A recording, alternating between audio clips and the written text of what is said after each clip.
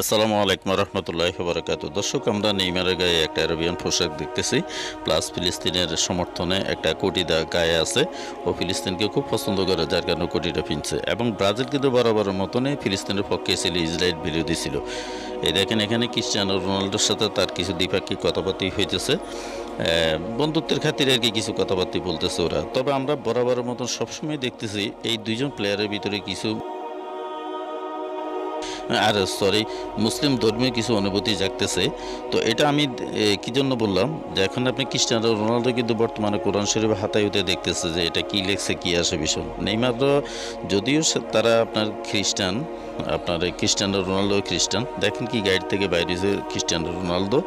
তো ব্রাজিল সবসময় কিন্তু আপনার ইয়ের পক্ষে ছিল, আপনার এই যে ফিলিস্তিনের পক্ষে ছিল। কয়দিন আগে ব্রাজিলের প্রেসিডেন্ট কিন্তু ওদের পররাষ্ট্র মন্ত্রণালয় থেকে কিন্তু ইসরায়েলের পররাষ্ট্রমন্ত্রীকে প্রত্যাহার করছে ওরা।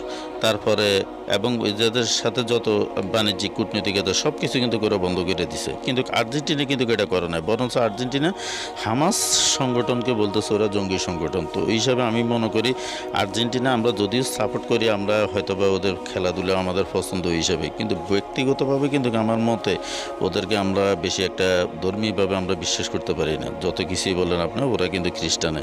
দেখেন ক্রিস্টিয়ানো রোনালদোর, আমি ওর কিছু কালচার দেখতেছি, আমার খুব পছন্দ হয়েছে। আপনার দেখেন কি সুন্দর কনসেপ্টটা খুইলে ও দেখতেছে যে এটা কি লিখলো বা এটাতে কি লেখা আছে। আল্লাহ কখন কাকে হেদায়েত দেয় কেউ বলতে পারে না। আমরা কিন্তু এই জিনিসগুলো ওদের সমর্থন করে যাইতে হবে। আমরা আর্জেন্টিনা কিন্তু আমাদেরকে ভাল দিবে না, কাপড় দিবে না। আসসালাম।